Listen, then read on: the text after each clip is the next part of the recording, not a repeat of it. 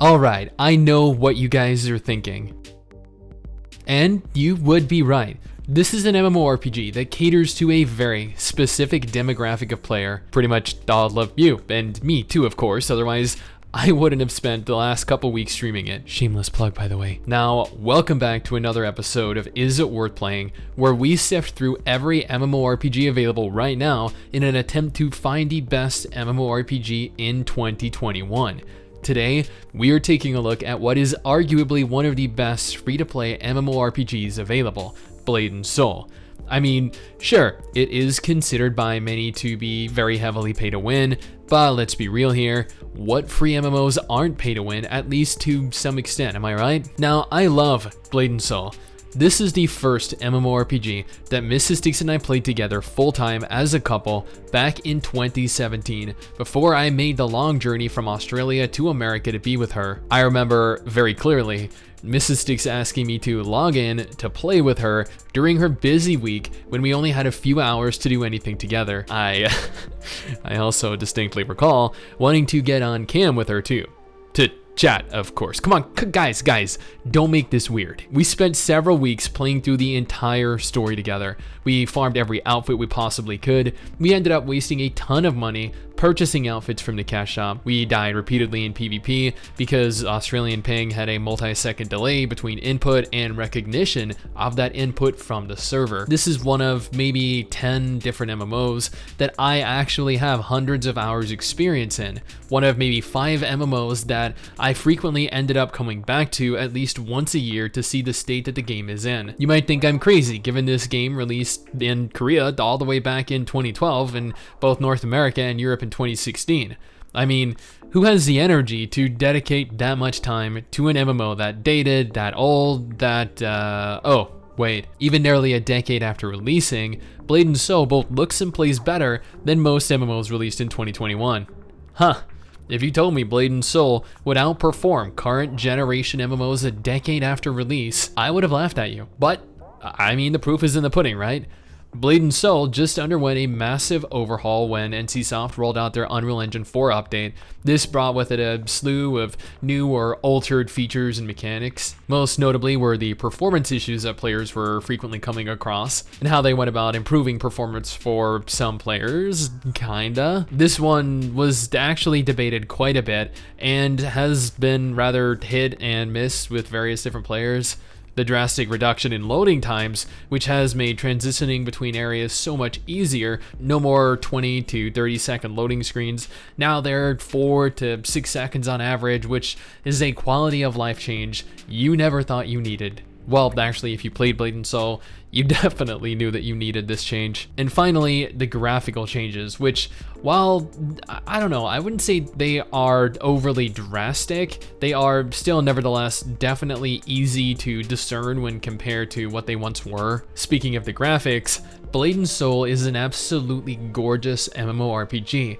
Yes, the game utilizes a segregated world, which means that zones are disconnected from one another by a small loading screen, but imposing a minor load between zones allows for them to reduce lag quite substantially, or at least that's how it's supposed to work in theory. There are a plethora of different regions, each with their own unique aesthetic look and feel. Abilities all have high quality special effects, and let me actually use that as a means to segue into the combat, which many players believe is the pinnacle of the action MMO genre, or at the very least was at one point. Every class has their own unique style of play, and I genuinely mean this. In typical MMOs, you have like the tanky sword and shield guy, you have the great sword or axe wielding berserker guy, that dude that keeps you alive, the annoying elemental dude that stands in all the AoEs, the pew pew archer, and sometimes the stabby dagger dude. And while yeah, Blade & Soul is much the same in terms of utility and what each class provides, I feel like there's more,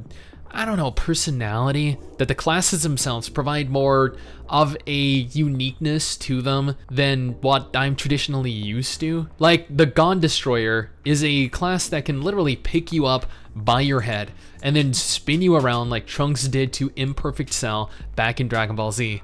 Or the Soul Fighter, which is an amalgamation of a telekinetic and a martial artist. Just unusual class archetypes that you just don't typically come across. And that, at least in my opinion, helps set the classes apart from what I'm used to. My only issue is that classes are race locked. As an example, summoners are restricted to Lyn only, meaning that if you want to play as one, you're required to create a walking potato, which I'm not overly fond of, and I'm sure people will viciously scold me for stating that.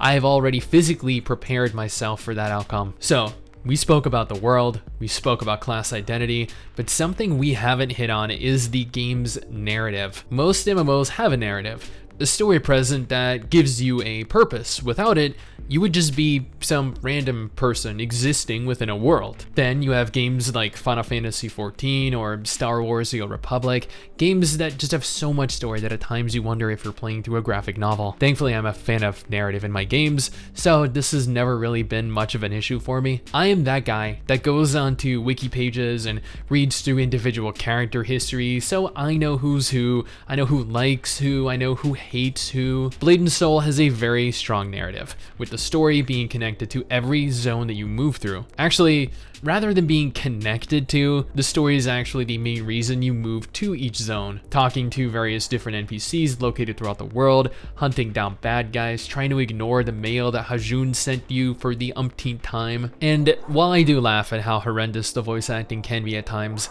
I can say with certainty that while the story is very shonen, with superpowered characters literally flying around through the air, launching energy at each other, exchanging blows, it still somehow retained my interest. But then again, I am a fan of anime like DBZ, Yu-Gi-Oh!, My Hero Academia, One Punch Man, so that speaks volumes about the types of story that I would vibe with. Although, I also love Fullmetal Alchemist Brotherhood, Code Geass, Death Note, even anime like Fruits Basket, Carol and Tuesday.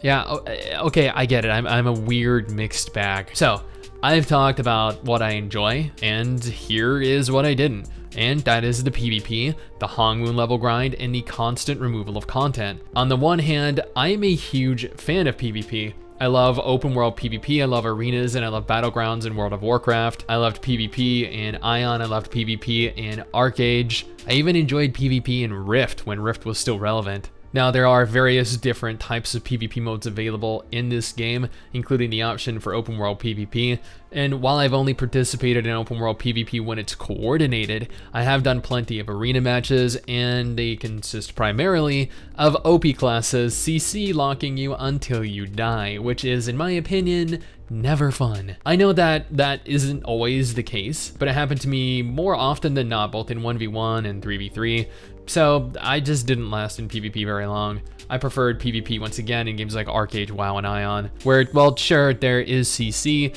it isn't nearly as bad, unless you go up against RMD or RMP in WoW, because Rogue and Mage and any healer was the bane of my existence. While most MMOs have you grind to max level, then begin having you queue for dungeons and raids, Blade and Soul has you, well, do much the same with the addition of grinding for your Hongmoon level. This is an additional level atop your base level that provides you continued, progressively more powerful statistical bonuses like attack power, defense, and HP to name a few, meaning that even if you hit max level, you will be grinding XP to level your Hongmoon level almost endlessly, while also grinding for gear. Swords of Legends Online, I believe, also implemented something similar, and is a feature that I believe should not exist within the game, especially given how difficult it is to play catch up to players that have been grinding their Hongmoon level for as long as they have. Finally, like Terra, Blade and Soul, for whatever reason, continues to introduce, but also remove content from the game. Abilities, dungeons, I don't understand why. Additional content is always good. Less content is the exact opposite of what we want or need. Blade and Soul has one of the best combat systems in the MMORPG genre. It has a gorgeous world, an extensive character creator, and with the Unreal Engine 4 overhaul, provides you a better performing game than ever before. There's a lot of class diversity, with each class having their own distinct purpose and role. The leveling process isn't slow and tedious. The narrative is deep and provides a reason to really navigate each zone while providing you insight into the various different characters that you meet along the way. Yet at the same time, the narrative drags on at times and the voice acting is absolutely laughable. The PvP can be pay to win and is far too unbalanced for me to enjoy personally. While the leveling process is definitely not tedious, grinding your Hong Moon level is one of the most arduous processes that I have ever been put through. The population is unfortunately very low these days, probably numbering in the tens of thousands of active unique players per month, which honestly isn't terrible, but it isn't really growing, only continuing to stagnate and decline, at least within North America. And finally, NCSoft is in charge of the game, and we all know what NCSoft really cares about. Ultimately, Blade and Soul is a very fun MMORPG. It's beautiful, it plays incredibly well, and it is by far one of the best titles in the genre, especially given the fact that it's free. Sure, it has its problems: pay to win, unbalanced classes, a terrible developer and publisher that cares more about whales than it does a healthy player base, but at the same time, it does so many things well. This is a game that I come back to year after year, and I have had fun every single time that I have chosen to. Someday